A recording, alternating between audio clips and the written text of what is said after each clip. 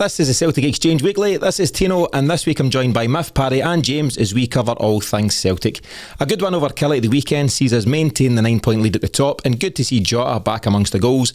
But let's kick things off with your Celtic moments of the week. James, we'll let you get the ball rolling. What have you got? I thought just getting to see a bit more of Alistair Johnson. Thought he had a great debut, and I thought he played well at the weekend as well. But more his interview after the Rangers game, really articulate, seems to really know the system and is looking forward to, learning and developing under Ange in that system. But he just seems like, really early doors, he's got it. He's kind of caught the Celtic bug. So looking forward to seeing more of him. I think he's going to be a fan's favourite. The kid's got it. I thought he had a really good game on Saturday as well, and I talked to him about it in the post-match. He done a wee Cruyff turn in the box at one point, didn't quite come off after it. He passed it instead of shooting, I thought, but he's got a bit of something to him in terms of moving forward and at the back, Paddy. Yeah, definitely. I think we've got to again just obviously let him bed in. It's very early days, but is this just another one of these signings that's going to come in and hit the ground running? It's looking very likely. He seems very, very comfortable on the ball. Even looking at him at Ibrox last week, he knew that sometimes the pass wasn't on, and he was just comfortable enough about bringing it back on even his weaker foot, and playing it back into defence if needed. Good recycling of the ball. Yeah, the latest chat is, speaking of right backs and all that, Juranovic to Silvio Berlusconi's Monza for around about 7 million. Any take on that? No particularly, no.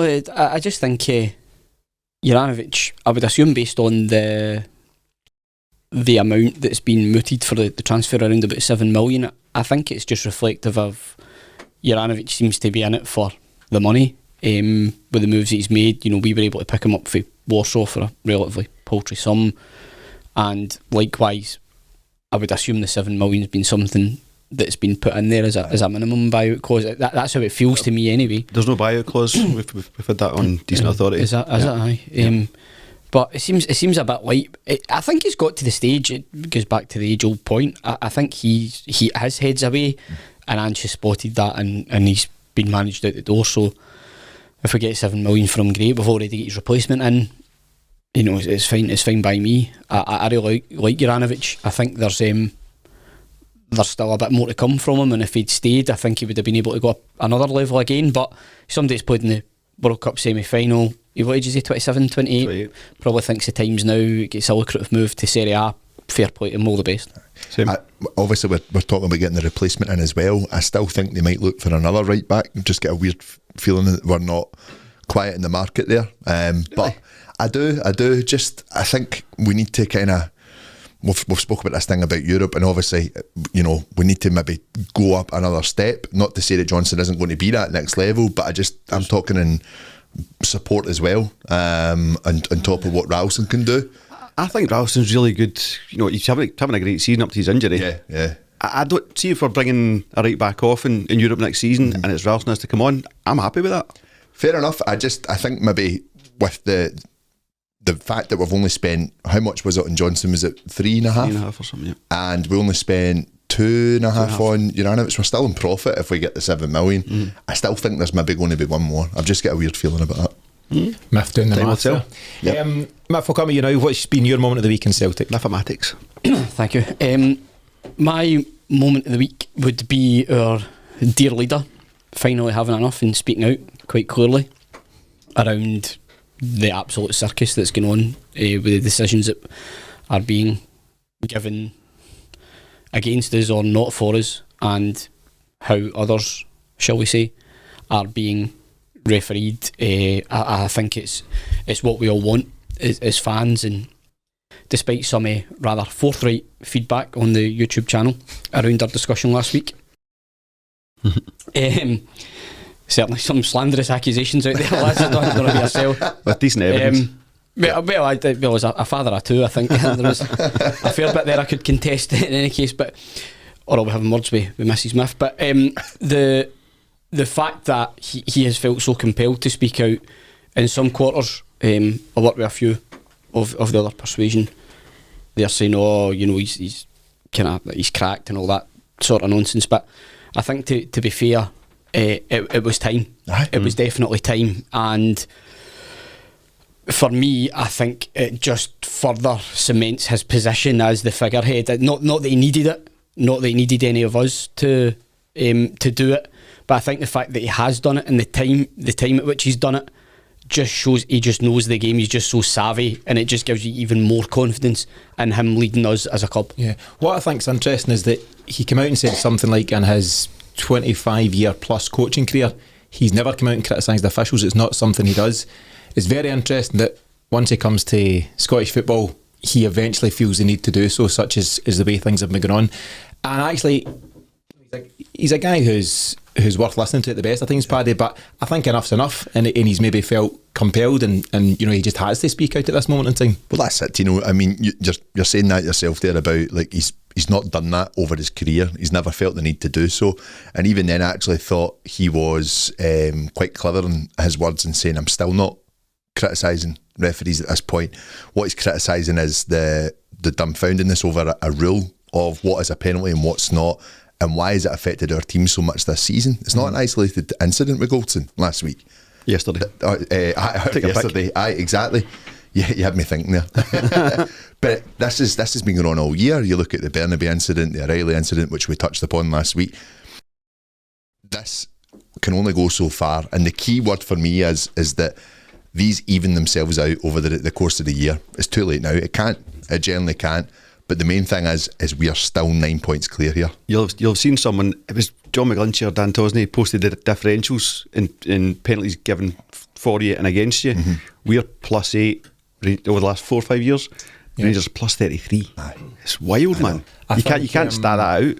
Yeah. I can't remember who originally posted it, but Dan Tosney picked up on it and ran the numbers over the last 6 years, and he was saying exactly that. You're looking at the teams that dominate across the major European leagues, and it's like PSG +12, Barca +15, Real Madrid +18, Celtic +whatever, Rangers a complete outlier +33. Not the dominant team. So that's a net penalties for, penalties against. So for example, if they got 40 penalties and conceded 7, that leaves you net 33. So that's the kind of maths on that. It's just incredible. And listen, we've all spoken in our own group and different WhatsApp groups, and there's a few folks I know that say, listen, there can't be any conspiracy. Celtic won quadruple trebles and all that stuff. I maintain Celtic won those kind of titles despite some of the nonsense in this country because we were so dominant and so good.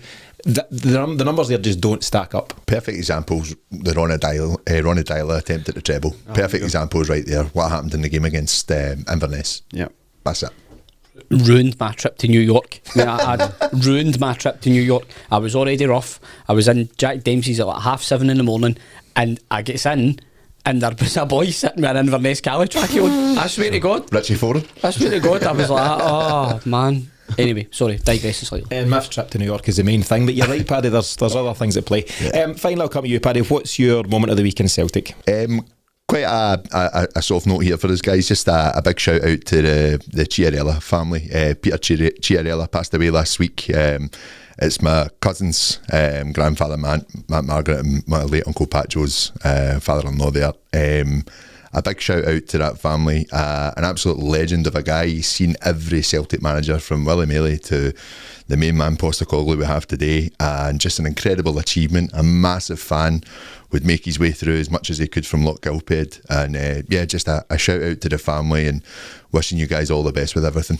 Do you know, that's a brilliant shout, Paddy, and kind words. So Peter Chiarella, he was 101 years of age, 101, mate, yeah. And just that incredible stat, he's seen every Celtic manager in living history, from Willie Maley right through to the current Ange Postecoglou. I think the club recognised it last year. Was there a photo opportunity and some other things? They did. I think they've also been very, very kind to Peter and the family as well over the years. At one point he was the oldest season book holder, and I think Paul continued that to keep the ticket going. I think it was actually Paul's father, Pat Joe's ticket, that they continued on and put into Peter's name at one point. So really, really nice touch with that as well. And as we say 101, I know that this guy only retired lately. He had a hardware shop up in Loch Gilphead, and I think that was his joy. That's what kept him going, as well as the Celtic. So, a massive shout out to them. Yeah, a great shout, and best wishes to Peter's family as well at this sad time. There's also a nice tribute. I think it's the Celtic Bars Twitter account as well. they've got a nice written piece and a couple of really nice images. So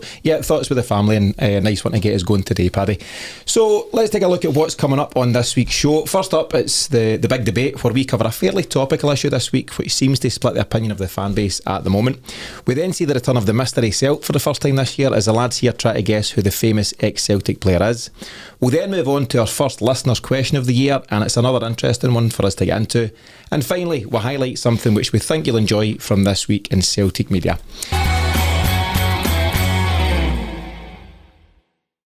Okay, so to get us started this week, I want to put a question to you guys that's, as I mentioned, fairly topical. And the question is this: in the modern game, how much credit should we give to, inverted commas, the data versus the traditional eye test when it comes to analysing players? Before we get stuck into it, Miff, and I'll come to you first because I know exactly how you feel. But before we get stuck into it, and to provide some further context here, this is in relation to a post that the Huddle Breakdown channel put out last week. I'm sure a lot of folks are aware of the guys there in terms of what they do within the Celtic fan media space. So they put out a post last week asking the question something along the lines of, is Reo Hatate good enough? You could argue it's a bit clickbaity.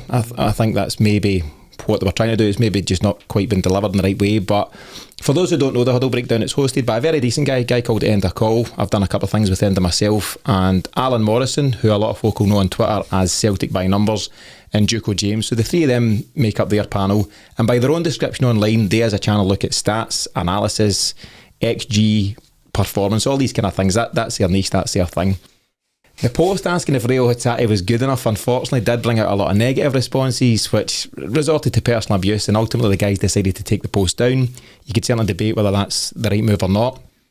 But while I don't always agree with their questions and assessments and different things, and I disagree with the majority decision on Hatate, I do think there's always a way to have healthy and respectful debate online, and it was a wee bit disappointing to see that in this case. James, what's your general take on that before we get into the question itself? The abusive stuff is just unnecessary, but it's Twitter, it's the internet. People are hiding behind profiles or whatever, so it wouldn't really bother me. We've had a bit of incessant comments on the YouTube from last week. If that wouldn't bother me. I certainly wouldn't have taken it down. I would have stuck to my guns there. It's good for these guys to ask the questions. Enda did a really good report after the Rangers game on the stats and the kind of formations where we lost the goals and stuff. Like really well thought out, and I really like Alan's stuff. I've followed him for quite a while, so there's good heads in there. The question itself maybe a bit clickbaity, not for me. As in it's not the question I would have asked. Just one of those things. In the interest of fairness, was the whole Hatate debate not around specifically Europe rather than domestically? Not quite. I've watched it in full just to make sure I've got the full information here. So the suggestion was overall that his numbers, the data, the stats, the analysis, are below that of Aaron Moy, Matt O'Reilly, and very surprisingly David Turnbull, who barely plays. Paddy, you had a strong opinion on it because a lot of it comes down to the fact that I think we all agree that Hatate's a fantastic player. On you go, Matt. James will have a strong opinion, the Turnbull data, no doubt. I do have one just in so Paddy, you mentioned because Hatate takes the risks that Turnbull doesn't, so your stats are nice and tidy. Saturday, towards the end of the game, Turnbull breaks and he's well ahead of the pack, and there's a risky ball ahead, he stops and turns back, and 5 Kelly players are past him, and now you're having to break through that. There's the interesting thing about something like that particular action. That'll show David Turnbull is keeping possession, making a completed pass, and we're all good. Reo Hatate would maybe try the slide rule pass and it might get intercepted, and that'll go against him. Ange wants his players to try. Sorry, Miff, I know you're trying to jump. I just want to say the line. I just want to say the line. You go. No. Give us it, Miff. Football is watched with your eyes. I totally agree. I think Ange is not going to sit there and look at the stats on Hatate and say, do you know what, your numbers aren't good enough, you're out. I think what he's going to do is say, do you know what, you try, you make mistakes, that's what I want. I think they'll have a stat at Celtic on, did you try, did you take the risk, were you brave? Probably. They'll be watching that. Aye, but it won't be Ange kind of sitting with that, in my opinion. I think it's... Go for it, Miff. I love a James category. He's got his subcategories. You've got all the known categories, then you've got the James subsections. Did you try something different? Yeah, but there's XG, which Brave Player of the Year. XG is expected goals. XDYT, expected did you tries. So we'll see how that goes. I think you're absolutely right, Paddy. I think whether it's Reo Hatate, Kyogo, Jota, and even the guys at the back, including the goalie, if you don't execute things in the way he wants you to do so. Your stats record and your Opta stats and all these things might look great if you play it very, very safe. He doesn't want that. He wants guys to win football in an exciting way. Yeah, and Miff said it there. It's watched with his eyes. The manager will see that. He'll see what Hatate is producing, and he's one of our best players. He really is. He's an incredible talent. He's Saturday. Huh? Saw him on Saturday. It was brilliant. Absolutely. He's only going to get better. I loved the picture that came out with him getting his man in a match award. Absolutely brilliant. Buzzing. With the trackies on. Celebrating with a bottle of champagne. Yeah. Amazing. I mean, Miff, so you're big on football is watched with your eyes, quote unquote. You said it many times. There's obviously more and more, Celtic sites and other sites, mainstream media providing all this analysis, stats, data, XG, all those kind of things, and it seems to be just an increasing part of the game. What value do you think they provide? Do you think it's got its place in the modern game? Absolutely, and that's what I don't want to come across here. I'm not in any way being dismissive of the use of stats in football or the work that guys like the Huddle Breakdown do, Alan and Endon and the guys like that. What I would say is you're not going to solely sign a player on stats. You're going to watch and look at the player, and what you see aesthetically, what you see, I think, forms a bigger part on you signing. So, for example, if someone can, get box to box, I know that'll come across in the stats in terms of distance covered, but you look with your eyes to see physically, are they able to do it? How quickly do they do it? Are they able to keep going for the full game, or are they going to blow up? I mean, the one thing you can level at Hatate is he's maybe just not quite capable of a 90-minute performance, but we know the reasons for that he's not been a professional football player for a long, long time, so you're hoping that stamina will build up through time. But generally speaking, you'll go by the look of a player, and something that Hatate did on Saturday, where he sent one of the Kelly players about 10 yards down the park by just without touching the ball. He didn't touch the ball. It was just purely a drop of the shoulder. Stats don't cover stuff like that. It's the way that guy plays football, and I've seen him do it so many times. You look back at the video compilations, what he does. The guy is just exceptional, and he can be as good as he wants to be. Yeah. Once he finds the knack or the trick of dominating a game consistently, he does it at times. He drifts in and out of games. It's understandable. That's probably why he plays for Celtic, not somebody, in a massive team in a top 4 league. But he is that good. It's I said it on the post-match, it's Lobo-esque as far as I'm concerned, in terms of that natural talent that he has. If we can hone that over the next couple of years, I mean, he is just an incredible footballer to watch. Lobo-esque is lofty praise, Miff, but I don't disagree with you. The moment Miff's mentioned there where he's sold the Kelly midfielder a dummy, he picks the ball up around about halfway inside their half, sells him the dummy, and then bursts into the box. He actually makes it into the penalty box and puts it to Maeda, I think, who's on the penalty spot. It's what would be a perfect assist. Maeda doesn't quite execute it in the way you'd hope, but from Hatate's point of view, he carries it X distance and puts it to a guy who should probably finish and give Hatate an assist. So where does his assist stat will register 0 for that?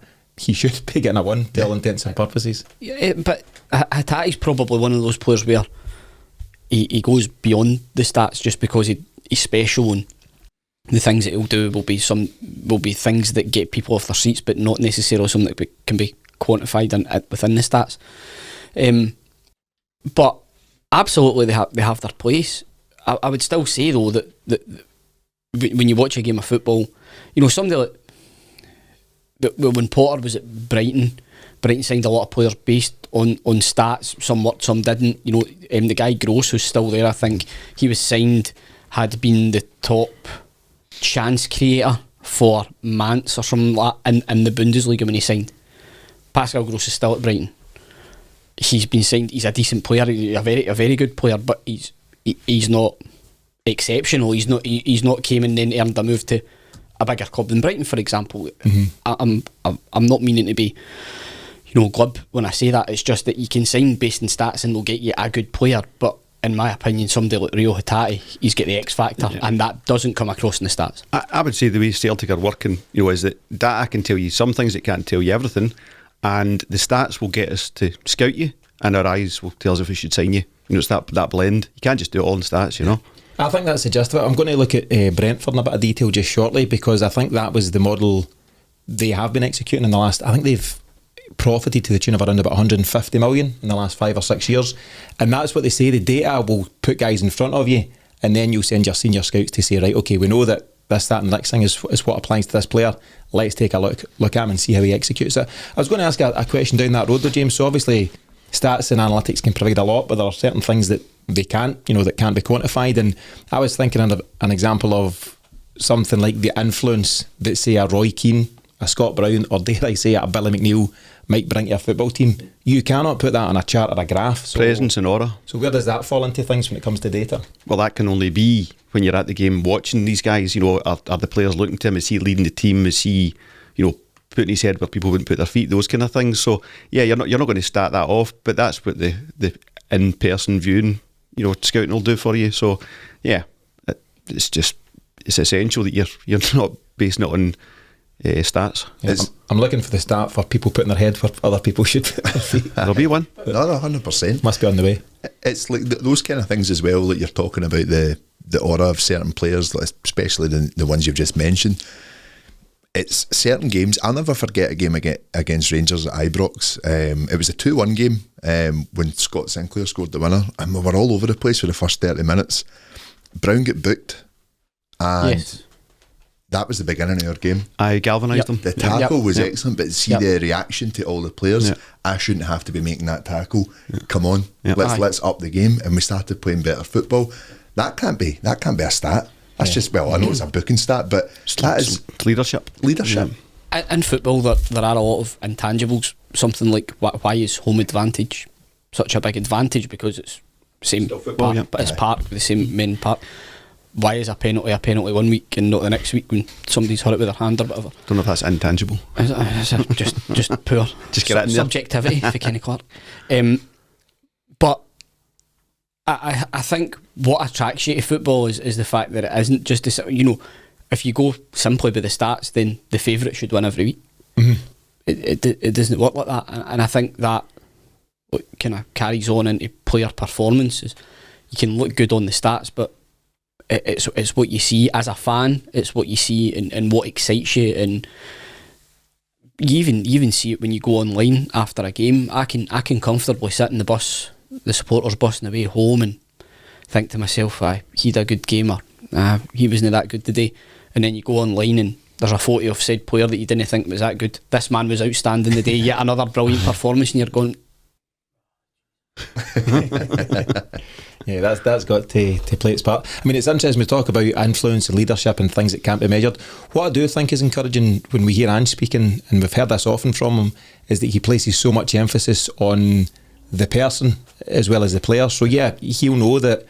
Let's look at Alistair Johnson, who he's brought in recently, or Kobayashi, the left-sided defender who we've yet to see. He'll know what they can do. He'll know that they bring it out, they get involved in so many attacks, they have so many blocks, they win so many headers, all these things, and that's all good. Mm-hmm. And I'm sure Ange says, I need somebody to meet a minimum requirement within those areas, but I also want to get a word with him. I also want to speak to him. I want to see how he carries himself, and that's got to be encouraging, Paddy, that it looks like Celtic are looking beyond the data.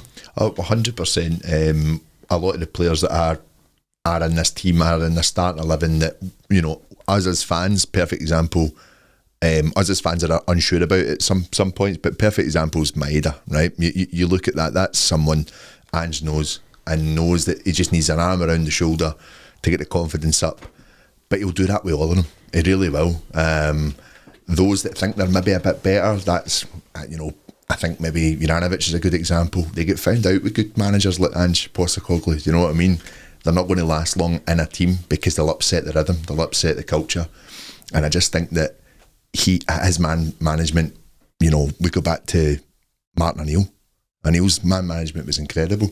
Was hardly on the training ground, but his man management to give players confidence. You look at the likes of Sutton, Thompson, Hartson, all coming up and playing really well for us. I see the same in Ange. I really do. Yeah. I'd say a point on that, and a kind of similarity with our sliding doors moment with Eddie Howe, obviously before Ange.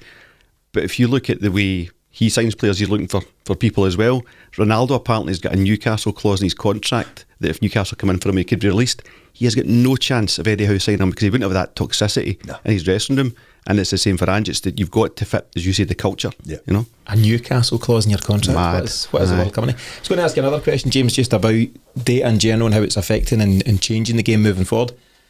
Could an over-reliance on data take us to a point where we end up effectively with robots instead of football players, i.e. these guys are just very functional in skill and flair? Miff's doing the robot for anyone listening on audio. For anyone who's, you know, a skillful player, a flair player, will this maybe be removed out of the game moving forward in certain cases?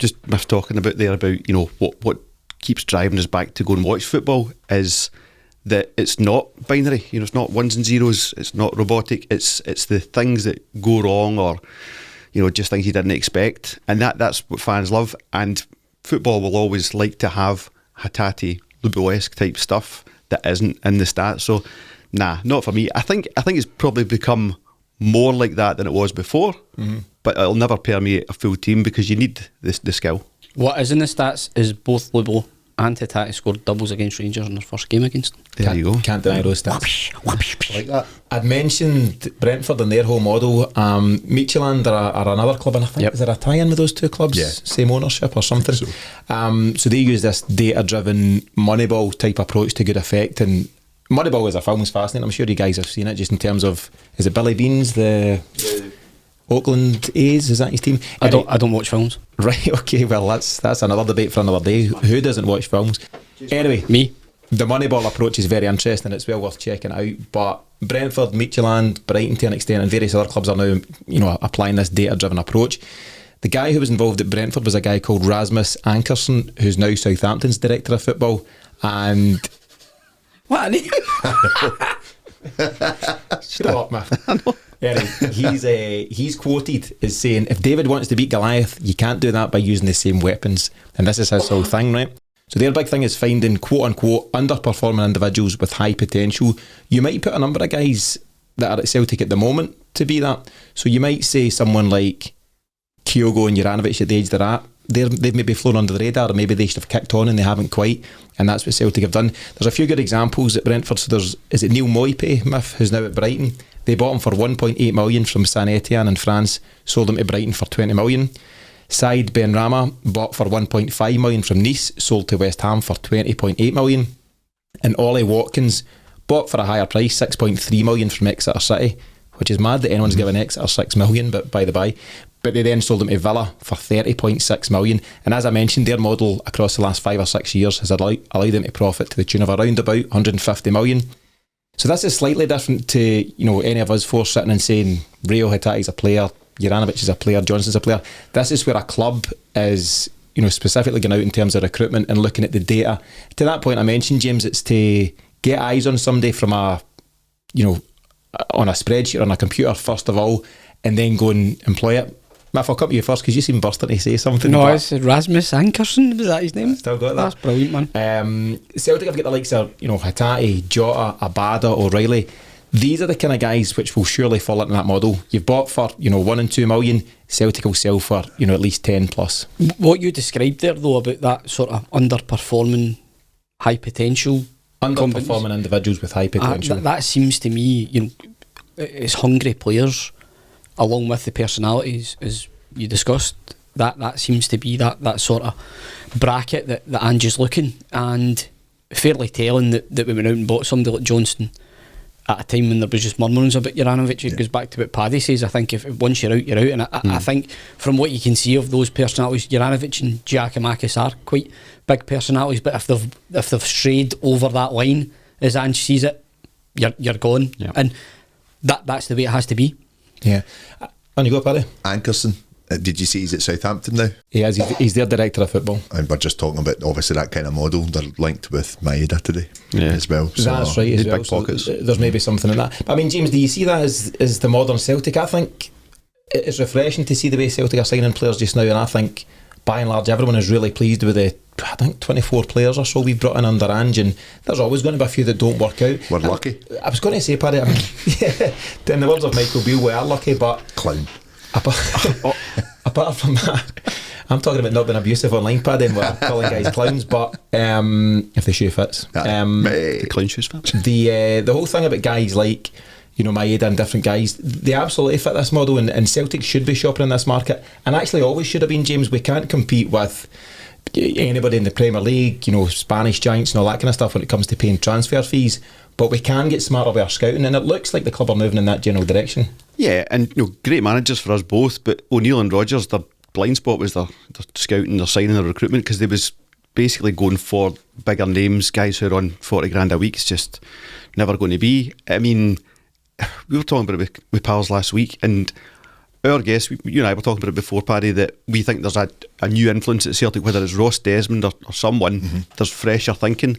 For Celtic to have been doing things the same way forever and ever, and then like overnight when Ange comes in, this is the new way we do things, and he's been fully backed, and it's the only way. You have to understand your position in the pecking order, and obviously we want to keep climbing up that pecking order, but where we are now, we've got to sign the 1s and 2s and sell them for 10s and 20s, and that, like you said, sign the 5s and the 6s for 20, 30 and stuff like that. So I think they're executing it really, really well.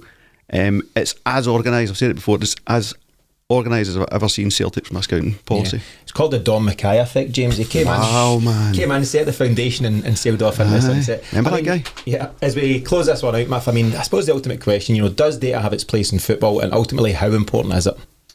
Yes, it does, and because technology is advanced, then the data that you're able to extract from a game increases as well. So it's absolutely got its place. I don't think there even is a debate about that. It's just it is not a replacement for somebody being able to watch a player and see if they think that they're talented or not.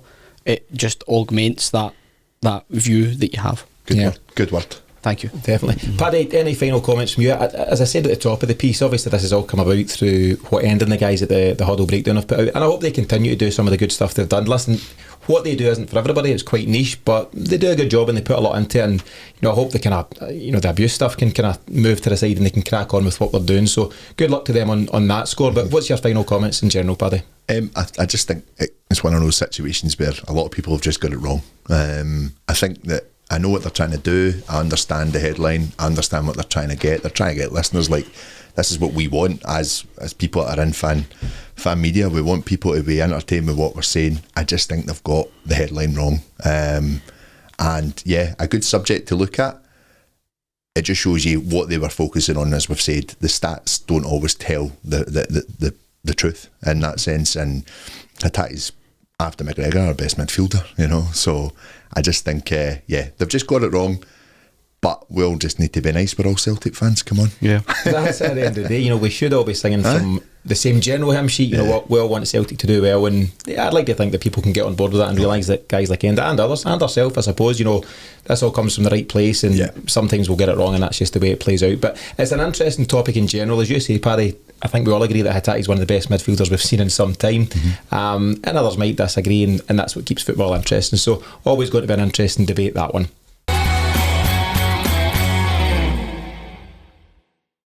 Okay, so let's move on to this week's Mystery Celt, the first of the new year.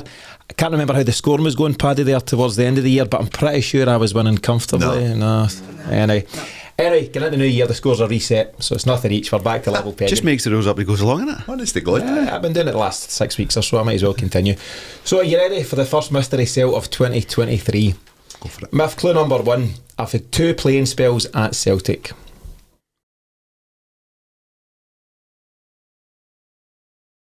Charlie Nicholas. That was my guess, yeah. Clue number 2, I'm just checking for James looking at my notes, he used to do this. Right. Clue number 2, I won the Scottish PFA Player of the Year award during my first spell at the club. Sean Maloney. And clue number 3, I have over 100 caps for my country. Hard luck, Paddy. So while the lads are having a think about that one, I want to let listeners know about our recently relaunched website at thecelticexchange.com, where you can now access all of our podcasts, blog articles, videos and social media channels. You can also see further information there on the additional podcast content we provide each week through our Celtic Exchange Plus subscription. We also provide a free weekly e-newsletter called Between the Lines, and you can sign up for that quickly and easily through the short form on the homepage. So for all things Celtic, visit thecelticexchange.com now. You got anything? What was the first question again? Yep, so to recap the clues, I've had 2 playing spells at Celtic. Number 2, I've won the Scottish PFA Player of the Year award during my first spell at the club, and I've got over 100 caps for my country, 111 to be precise. No. That's you out. No. Fair enough. 1-0 off to a flyer, lads. So I'll leave it with the listeners. So the guys never managed to get it there, so nothing to beep out this week. So if you think you know the answer to this week's Mystery Celt, remember to tweet us at Celt Exchange using the hashtag Mystery Celt.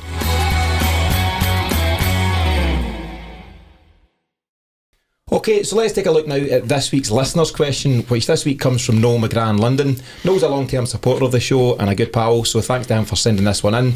Let's take a listen here at Noel's question. My question is this. Following on from Lee Johnson's comments that someone will take a 10-goal beating from Celtic this season, and Derek McInnes suggesting that this team is even better than the Brendan Rodgers Invincible side of 2016-17, would the panel agree with these statements, and how do you think that the two squads compare? So good question there from Noel. James, your short initial response to that one? Very, very different. I think Rodgers alluded to it a bit earlier on there. Relied on the hero player. He's big, strong signings, Musa and things like that. And it's all about culture. So quite difficult to compare. Which one do I prefer? I do prefer this one, And the Invincibles, obviously the spankers they gave that lot, gave it a lot of happy times, and obviously was disappointed how and when Rodgers left, and also with how the replacement was brought in. But I prefer this team. Yeah. That'd be my touch. What I'll do moving forward, I'm going to provide some information in terms of to give us a fair comparison. We'll look at the trophies, the successes, the players involved, and the style of play. But Matt, I'll come to you next. Just your initial response to the question. Well, I think we actually touched on this briefly in the post-match. Yeah, because Derek McInnes said it after the game. But apologies for him needing to listen to me again. I would say that this current team is probably a bit more defensively sound. That's my initial thought on it. However, I just prefer watching this team, but that's not to say I didn't absolutely love the 4 trebles in a row that we won. So it sounds a bit stupid when you're even comparing another team to that, but I think it's because of the season where things did fall apart from us. We dropped so far so quickly. It exposed a lot of areas of the club which had been kind of glossed over, and cracks that had been papered over by the success we had under Rodgers and subsequently Lennon when he continued that briefly. But I think this team feels different because it feels like the club is being managed properly top to bottom. So I just think the whole feeling around the club, if you're being perfectly honest, the one thing that stood out was the European element. Aye. Under Rodgers, even though we qualified for the Champions League, you felt like there was a few missed opportunities within there, it would be fair to say. Again, taking the stats out of it and looking with how we played, specifically away from home in Europe, it felt really different under Ange, even though the results ultimately didn't go our way. It felt like we just played better.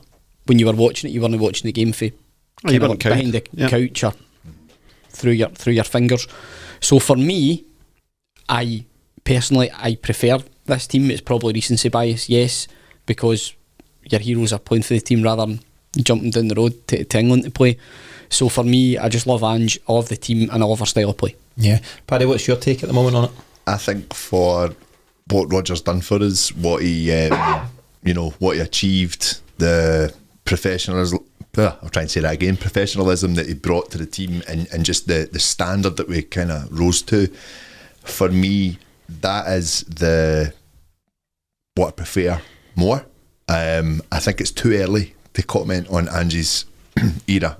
I think there's so much more to come from this team, but what Rodgers done is he basically swept away any challenge from anyone for 3 solid seasons. And I say 3 solid seasons in the sense of Lennon had to steer the team home, and he done a good job. I'm not disputing that at all, but it was a Rodgers team. I think if the two of them were to play each other, I think Ange's team wins. I do. That's some game. It would be a great game. Aye. But I remember the old debate was would Rodgers' team beat O'Neill's team, and I didn't think they would. I think O'Neill's team, the Seville team would run over that team. I just think I think Ange's football, Ange's personnel that he has at the moment is better than what we had then. Only reason being is that there has been more of a challenge now. Yeah, a couple of really good and interesting points there, Paddy. I think ultimately saying that it's too early to make a comparison might be the overarching point, because Rodgers had, what, 2.5, a bit more than 2.5 years at the helm. Ange is 1.5 years in with more trophies to lift, hopefully, all going well. So listen, let's look at some information which might allow us to give a fairer comparison. So in terms of trophies and success, ultimately when it comes to Rodgers as well, we've got to keep in mind that any opinions on him may well be clouded, as James says, due to how you left. So let's try and remove that from this, just to be by the question asker, because I know he doesn't like Brendan Rodgers at all. Mm-hmm. Yeah, but I've no big issues. We can get into it another time. Anyway, in terms of trophies, let's keep it separate. So in terms of trophies, he won 7 out of 7 trophies before jumping ship, which included 2 league titles, 2 Scottish Cups and 2 League Cups. The specific question today, though, is regarding the Invincibles side of 2016-17. So as we know, there's some really incredible numbers around this side. So as we know, that side completed the domestic season unbeaten across 47 games. They won the league with a record, how many points, Paddy? Any idea? 106. Correct. Don't doubt yourself. 106. 106 points. That's incredible knowledge, Paddy. Which was 30 points ahead of second placed Aberdeen. They won the league on the 2nd of April 2017, which was with 8 games remaining. So it just shows the dominance. That campaign included a run of 22 straight league victories, bettered only by Martin O'Neill's side in 2003-04 season, who recorded 25 straight league wins. And Celtic, of course, completed the domestic treble that season by beating Aberdeen 3-0 in the League Cup final and beating them again 2-1 in the Scottish Cup final. And that became the 4th treble in our history. So as I say, incredible numbers, and there's absolutely no disputing that. However, I suppose, to hark back to the point there, Paddy, is it a genuine and fair comparison based on 2 things? One, the time elapsed and the fact that it might be too early to make a comparison, but also, as Paddy rightfully said, Miff, who we were up against at the time. So Aberdeen had established themselves as the second force in the country, and Rangers by comparison were a pretty poor side at that time. So is it a fair comparison on that score?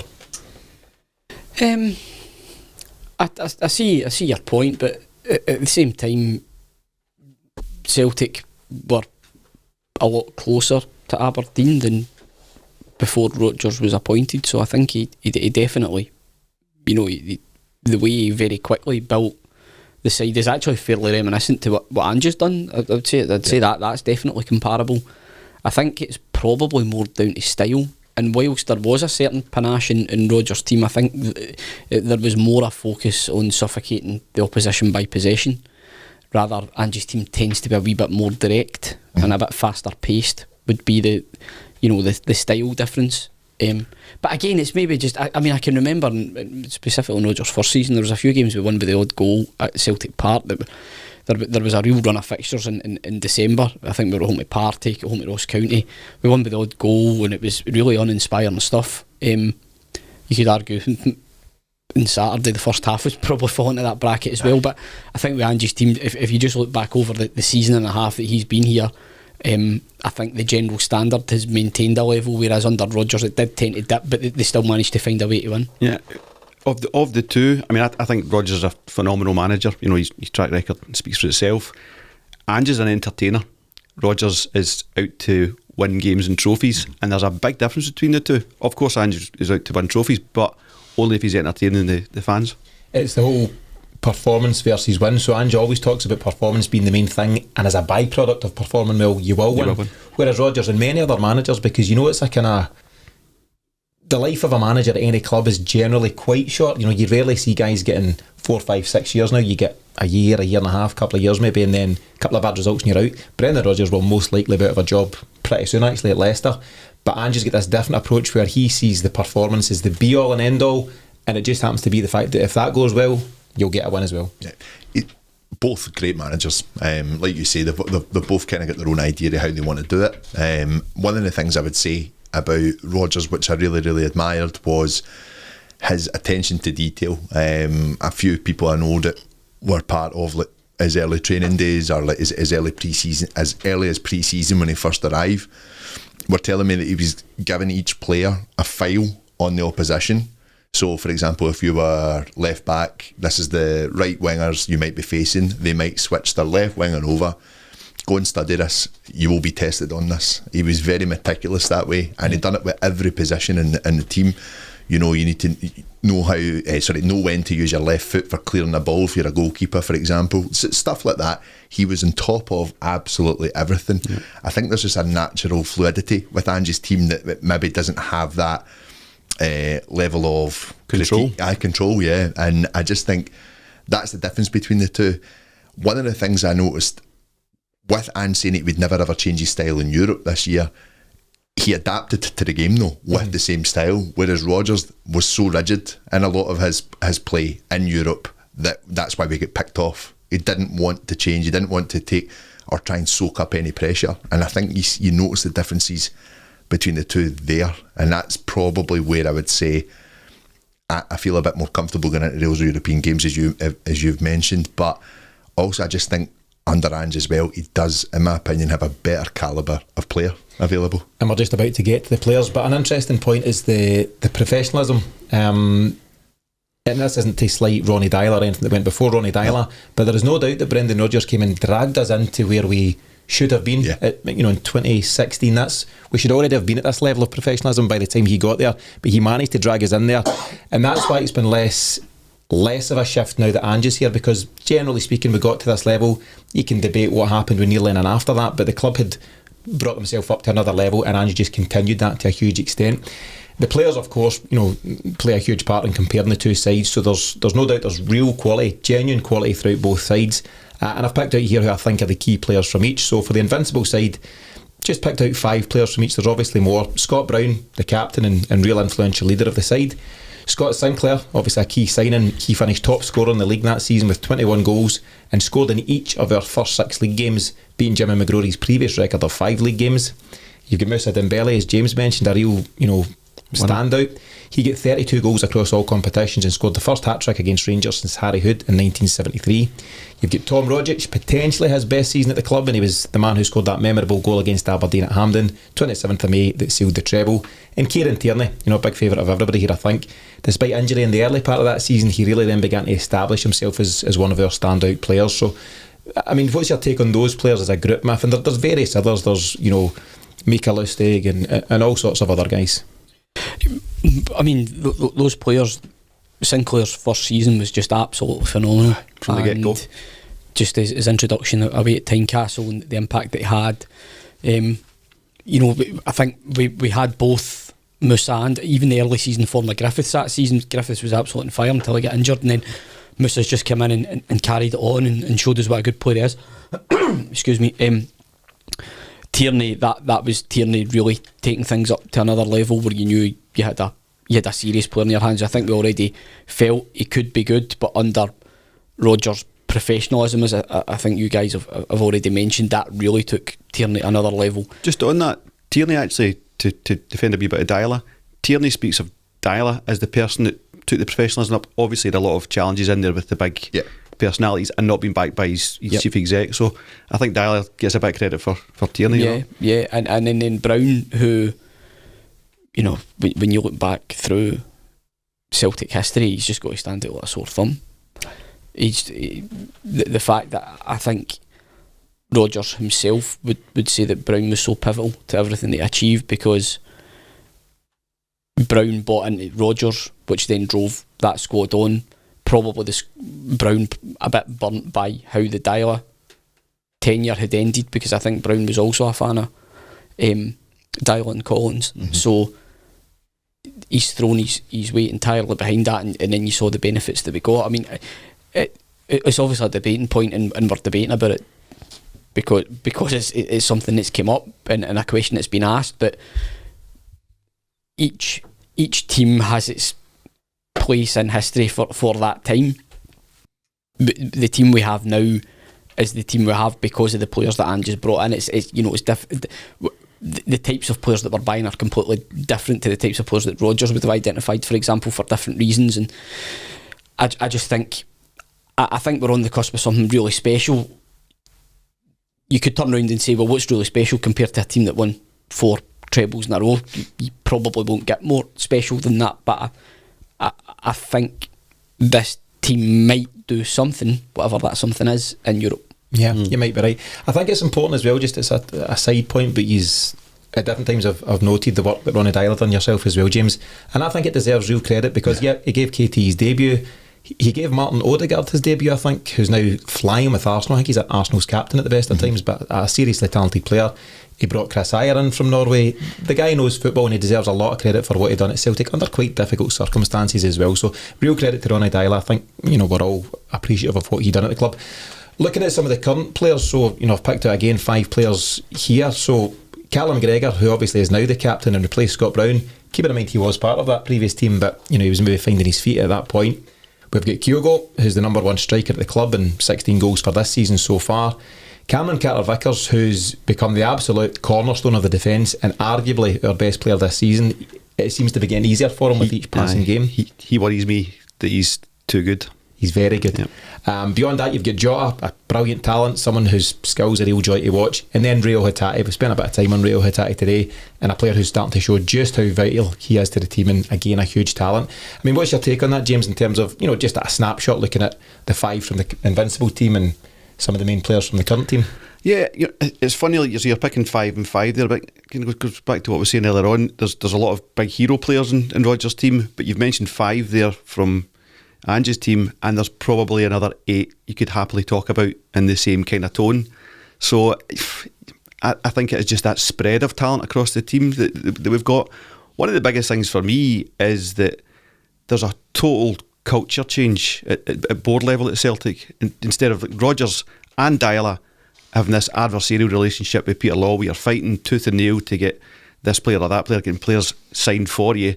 That's not the case for Ange at all. So it's maybe unfair even to judge Rodgers, because he didn't have that atmosphere, that relationship that Ange's got with Michael Nicholson. So I think that's the biggest thing that's going on at Celtic at the moment, is that we're all heading the right direction. Yeah, it's a very valid point that Brendan Rodgers versus Ange Postecoglou have operated under very different regimes at Celtic, and that shouldn't be discounted. But in terms of the players, Paddy, as I mentioned there, the 5 from the current squad, and James is right, there's so many more. I was struggling to think what 5 should I highlight here, because there's a whole host of other guys. People are excited by Haksabanovic. You've got other guys that might come at the fore, between Greg Taylor's played a year so far. Greg Taylor, Maeda's become my favourite. Yep. Mm-hmm. There's lots going on there. So Leah Labada, guys love what he's doing. But what's your take, Paddy, if you're looking just at a player comparison between the two sides? At a player comparison, I think some of the guys that were part of Rodgers' team had been there with Dyler. With Dyler, and Rodgers picked up a team that basically just needed that little bit of boost of confidence, really.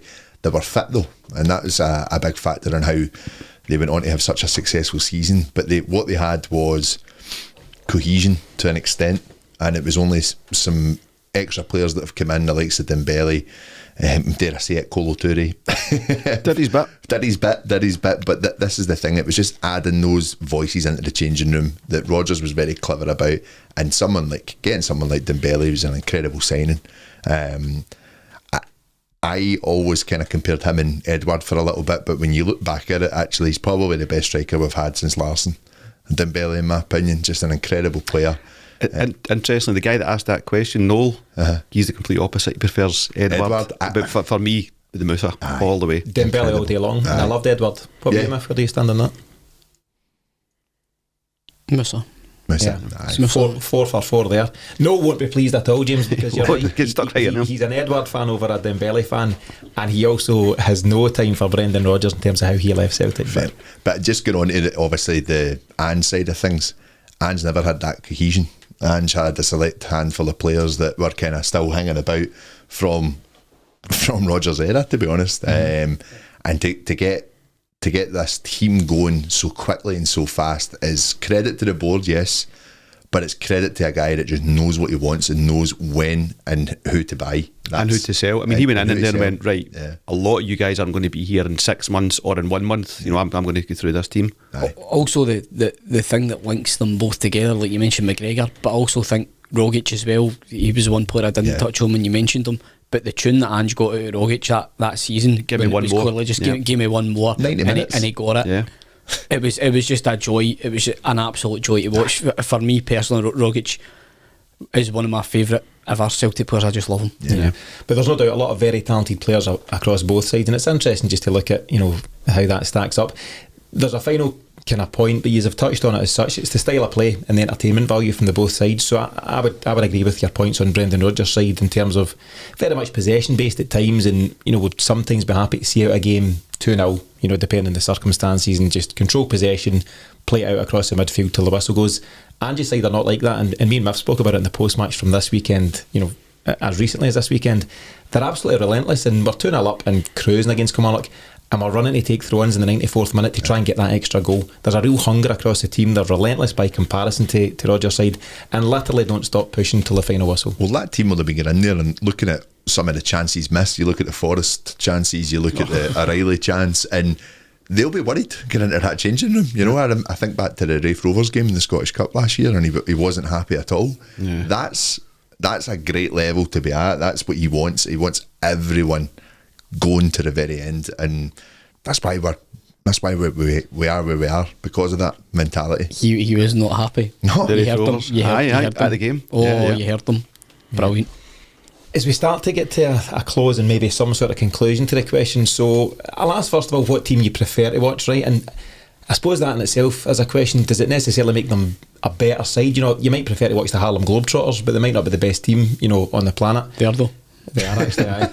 Terrible analogy, but you know what I'm trying to say. So, I mean, I'll come to you first, smart guy. So, smart guy. Who do you prefer to watch out of the two teams? You've watched them both. You've been season ticket holder for however many years. You've seen them both in the flesh. It's got to be Ange's team, and probably not just because they're the most. I just think the players that they have in the team, you can see,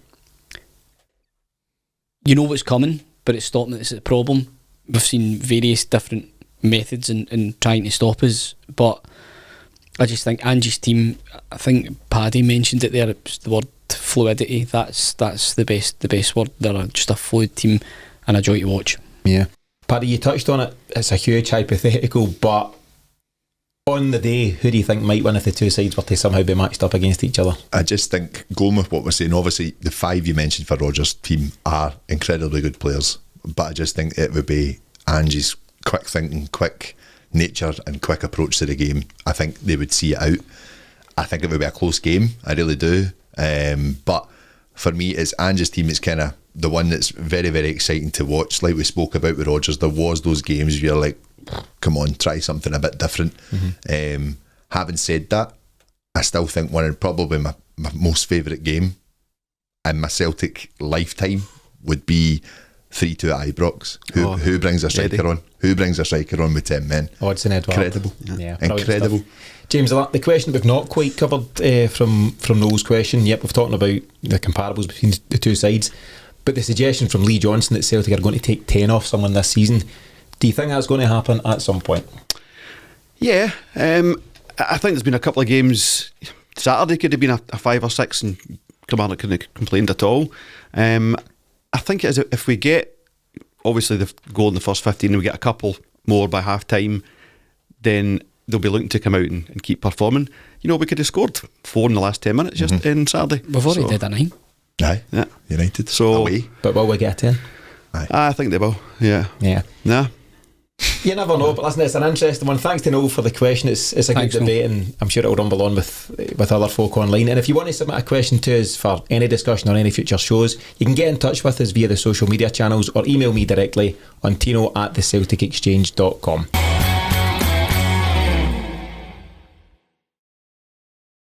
Time for This Week in Celtic Media. Each week here on the weekly show, one of the team will pick out something of interest that they've either watched, read or listened to that week in the world of Celtic media that they then recommend to our listeners. This week Paddy's got something for us. Paddy, what have you got?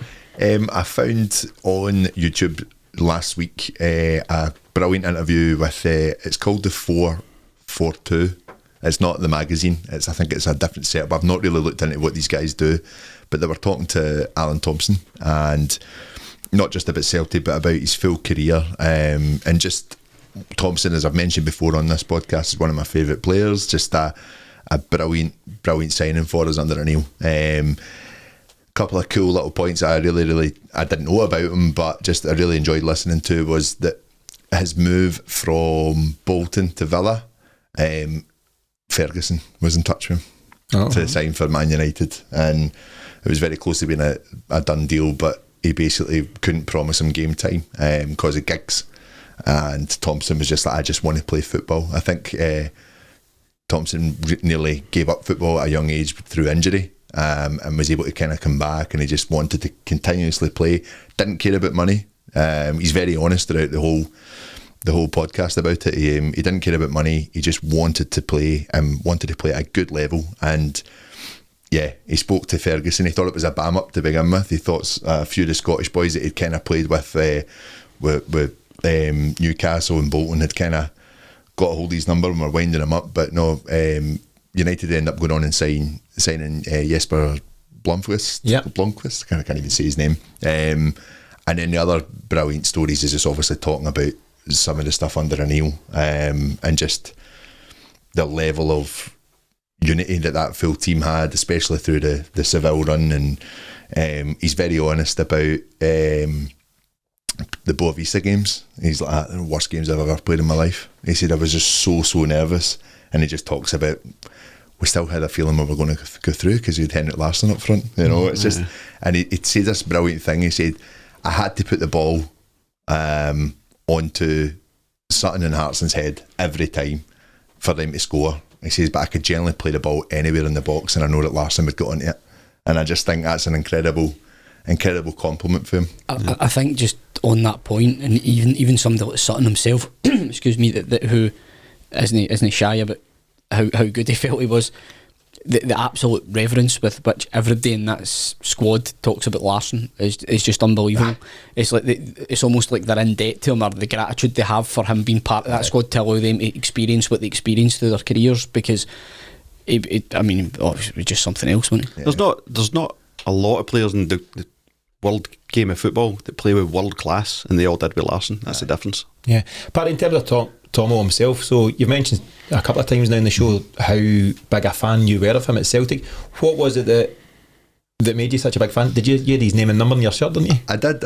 I always kind of, I looked at everyone with Larsson 7, and I just liked to be that wee guy against the grain, I think. And I always just thought, who puts the ball into Larsson? Who's the main player that kind of gets the assists in that team? And it was Tomo for me. I just loved I loved the passion, and I loved how much he enjoyed playing against them, and he gets stuck in, and he scored some absolute beauties against them as well. Yeah. I'll never forget the goal against Kloss, and he just scalps in off the underside of the bar. Just one of the best goals ever. But it meant so much to him. It really did. And a guy that, took the risk to come to Celtic. I think other teams were looking at him, but it was O'Neill tried to sign him from Bolton at Leicester, and I think he was getting offered again more game time at Aston Villa, and then O'Neill came back in for him, and he says, no, I want to work with this manager, and I want to play at this big team. And he says this big team, and I loved that about him. Great. It's a bold decision for any footballer to turn down Man United, particularly at that time when they were Man United in the true sense. They were winning everything. Fergie was legendary and all that stuff. So maybe it says a lot about him as a character, that he's thought, I want to play football, and it doesn't really matter who they are. I want to just go and prove myself wherever it might be. One of the best bits about this, and I'm not ruining the full thing for you here, guys, do go and watch it or listen to it. He comes away with a belter that Martin O'Neill said to John Hartson. He said, John, start warming up, you're coming off. Absolute screamer. But definitely worth the watch. Just a good insight to him. One of the sad points of it, he talks about the jerseys swapped with players over the years, and he says that he's not got many of them now because he had to sell quite a lot. Just stuff like that. So it's a really good insight to his career, his life, and his way in football. But just he goes down as part of a great team and just a great player for us as well. Yeah, sounds like a great watch. But any final thoughts on Thompson? He obviously done a brilliant job in that team. Did we let him go a wee bit early?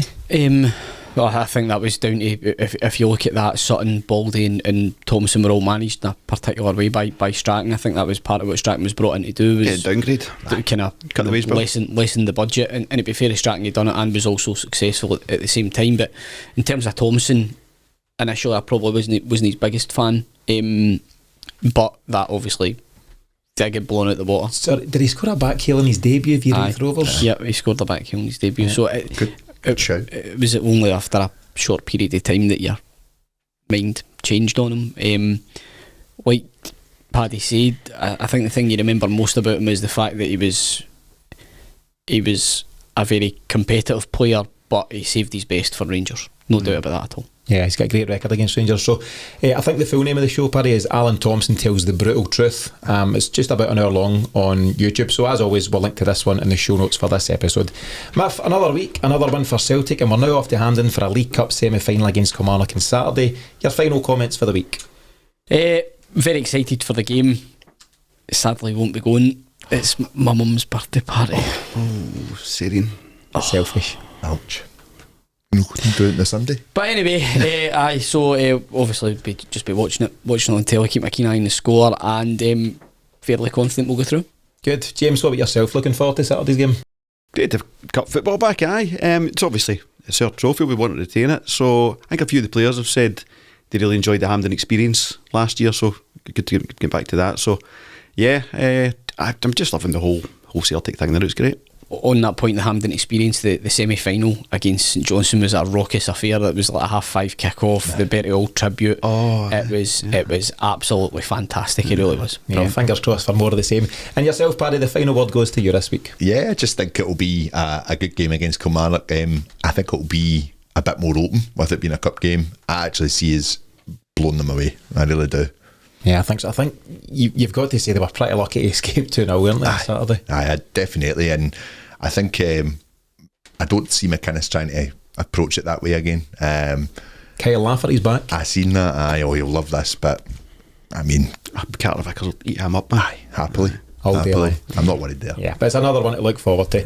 So that wraps things up for this week's episode of the Celtic Exchange Weekly. Thanks to James, Paddy and Miff for joining me, and as always, our thanks to you for listening. Don't forget to visit our new website at thecelticexchange.com, where you can view all of our podcasts, blog articles and more, and you'll also find details there of our Celtic Exchange Plus subscription, where we'll be previewing another trip to Hampden. But in the meantime, from myself and the team, thanks for tuning in, and we'll see you again this time next week.